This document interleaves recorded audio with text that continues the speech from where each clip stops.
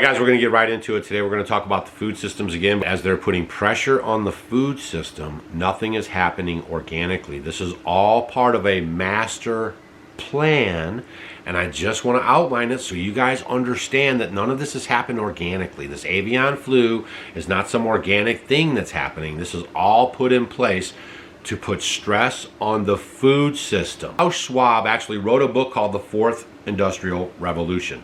And in it says we're going to have ubiquitous mobile supercomputing, that's in your phone, intelligent robots, self-driving cars, neurotechnological brain enhancements, like Elon Musk wants to do, put a chip in your brain because then you'll be smarter and have an enhancement, genetic editing, what? Genetic editing? What did we just go through a couple years ago? What are we finding out now? Holy smokes, y'all. The evidence of dramatic change is all around us, and it's happening at an exponential speed. This is by Klaus Schwab, founder and executive chairman of the World Economic Forum. He has been at the center of global affairs for over 4 decades. Isn't that interesting? For over 4 decades. And I think I can connect that back to early Nancy Pelosi, like I showed you in the Agenda 21 video, where she's talking about implementing these policies without Congress and how they've all just kind of made this deal, aka the Paris Accord. We're going to get there in a second. Wow, he's convinced that we are at the beginning of a revolution that is fundamentally changing the way we live, work, and relate to one another, which he explores in his new book, The Fourth Industrial Revolution. I don't really recommend getting that book and lining his pockets with any of your money, but just be rest assured, you're not included in the Fourth Revolution, okay? They are thinning the herd, so to speak, but fundamentally changing the way we live. That's very interesting. Who else said that they were out to fundamentally change the way we live? We will win this general election, and together we will change this country and we will change the world. So you can connect some of these leaders, if you will, to a group called the Young Global Leaders. Part of his organization. Please spend a little time on looking it up. So what we know for sure is one of the goals in the World Economic Forum and of this whole agenda is to start limiting the amount of farming that's going on in the world today, okay? Not only are we having farmers just get out of the business. And right now, last year alone in the United States, we lost 10,000 farmers in this country. 10,000 farmers. And here you have a person where the president created this position for him. Gave him a 40-person staff, millions and millions of dollars of budget that he has to work this climate office, and he hasn't reached out to America's farmers to see how he's going to work with them. So instead of dictating to us what we need to do, he needs to be talking to America's farmers. Every time the government steps in and says farmers have to make a change, they never attach the cost with it. We haven't seen a raise and decades of America's farmers have. So right now we're facing all of these high input costs, gas, diesel fuel, fertilizer, labor, and we haven't seen a raise. And John Kerry has the audacity to put America's farmers down. He needs to be apologizing to America's farmers right now. We have farmers that are under so much pressure that they cannot even make their bills, and it's causing them to go bankrupt. Once they go bankrupt, then they can confiscate the land, right? The next big guy could come in, the big hedge fund guy or whoever, the CCP, and they can buy up all of his land and his cows and everything that he has with farming, and that's how they do it, right? They want to put the pressure on you, bankrupt you, come in and save you, all the while they're taking control over the food system.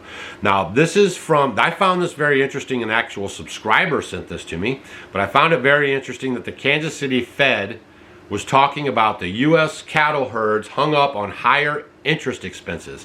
Cattle inventory declined to historically low levels at the start of 2024. Cattle producers may face challenges maintaining or restocking herds as higher interest expenses on cattle and input purchases in 2022 and 2023 have constrained profit margins. Although feed costs have been decreased slightly, higher costs for financing and other operating expenses could continue to put pressure on the cattle production and profitability. We all know that they are raising the price on all of the inputs for all of the farmers. All of your fertilizers cost more, your feed costs more, everything is costing more on that end.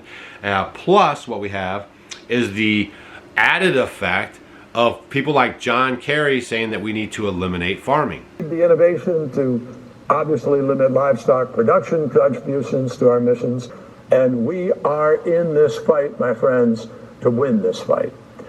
President Biden has demanded an all-of-government initiative. We are all working together. Every department of our government is engrossed in this, and if we make the right choices, there's no question in my mind we can win this battle. With regard to food shortage, yes, we did. We'll talk about food shortages, and it's going to be real, sir.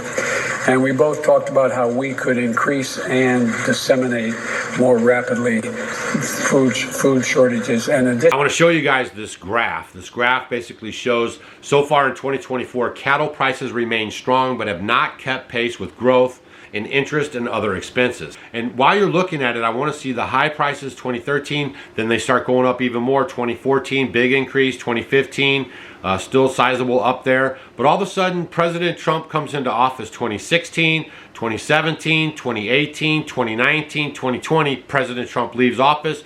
2021, we see an increase. 2022, it goes up more. It's almost doubled by 2023 and 2024.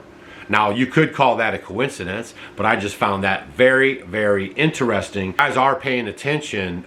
President Trump did pull us out of the Paris Accord, which is one of their mechanisms into dragging us into this new world order, if you will. You don't have to convince 100% of society. Right. You just have to convince 25% or even less, and if they're determined and active, they can then change all norms in society. Our system, from the Enlightenment, in fact, all the way back to the Bible, is based on the individual salvation. Locke speaks of the individual. The individual has rights. God gives the individual natural rights. They don't speak of the individual. Their agent is the member of the group. Right. The member of the group is now the actor in society. The group is the actor, and you're only a member in it. And in fact, all the way from Gramsci, and we can talk a lot about this, but I know the time is limited, they say, we know that you can change your lot in life through individual action, that you can improve, but that's not what we want. That's not what they want. We don't want you to become better. So they don't want you to become a wealthier person, a more successful person. They want to change the country. They plot to change America. I called it that for a reason. Yeah. And they want the group to change, or the different groups to change America. So I'm just letting you guys know that there are a group of people that have got together who are not elected officials over your country or have nothing to do with you, and they're sitting in a room deciding on how you're going to live into the future. And this has been going on for a long time, okay? But I just want you to be aware that this is what's going on, and they're marching us this direction, not the direction you want to go, or that the country was founded on, or anything else. They don't care about our country anymore. There's no more borders. If you haven't noticed, no more borders. So we are becoming global citizens. You're watching this unfold real time, y'all. I also want to share this article with you. It's called Farm Bill Extensions Won't Stop the Hemorrhaging. Okay, this is a brand new article that came out July 30th from Farm Week. All right, when it comes to the agricultural climate, U.S. farmers are facing a perfect storm. Minnesota farmer Dana Allen Tooley recently told members of the House Agriculture Committee, though I don't think it will be fully understood until early next year, when farmers are unable to secure loans because they can't cash flow, plummeting crop prices, high cost of production, doubling interest rates, natural disasters, which aren't so natural, and tightening credit are some of the key culprits, said Allen Tully, who operates a diversified row crop and dairy farm and serves as president of the Minnesota Corn Growers. She and four others from various ag industry sectors testified during the committee's financial conditions in the farm country. Financial conditions in farm country, hearing July 23rd. This is fresh off the presses. Working capital is fast depleting and John Deere is laying off thousands of workers as a canary in the coal mine, she said. Adding a farm bill extension will not stop the hemorrhaging. Even a new farm bill with stronger safety net may not be timely or sufficient. Though I pray Congress passes a farm bill this year because it won't help in the long run, she said. Since 2022, the net farm income has fallen 40%. The largest 2-year drop on record ever since Biden got in office. I'm trying to explain this to you guys. He is in on the program, all of them. That's a little bit of the information that I dug up for you guys on this video. It seems like they're going after the beef and they're going after the chickens because these are the good foods. And I am highly suspect why they're going after the milk. There must be something in the raw milk that helps fight what they're trying to do is the only thing I can think of. That's just one man's opinion, okay? So if you can find raw milk by your area, maybe you want to uptick on the raw milk, all right? Because they're really going after the raw milk, and there must be something in that raw milk that helps your immune system fight off what they're trying to do. And again, that's just one man's opinion, but it seems very suspect. The meat, the beef, and the chicken I can understand because it's protein and it's food and it helps your body become strong and healthy.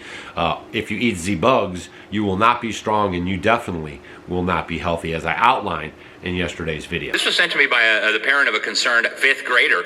She was told that she had to do these workshops, and bugs are the food of the future. And she said, actually in the class, they told the kids that eating meat is bad for the planet. Your parents are bad for wanting to eat steak all the time. They say, here's the list of how much CO2 emissions, right? Crickets. You get 0.47 kilos of crickets per ounces of CO2, whatever, and you see that apparently bugs are really, really sustainable. The government knows quite a bit about eating bugs. Turns out it's very, very unhealthy. I pulled these right out of the National Library of Medicine 2017 study funded by the government. Said that the chitin in bugs, the exoskeletons, will provoke human innate immunity to generate a deluge of inflammatory cytokines which injure organs and in persistent situations lead to death, multiple sclerosis, systemic lupus, and cancer. Sign me up, right? So the goal, folks, is not to save the planet. It's not to save the climate. Like the revolutionaries used to say back in the 60s, the Students for a Democratic Society, the issue is never the issue.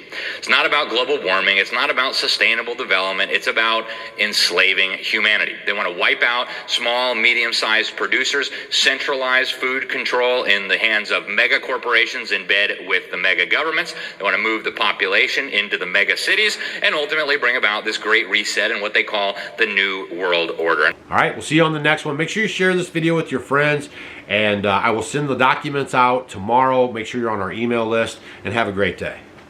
Whew, man, buckle up. The closer we get to the election, the worse all this stuff's going to get.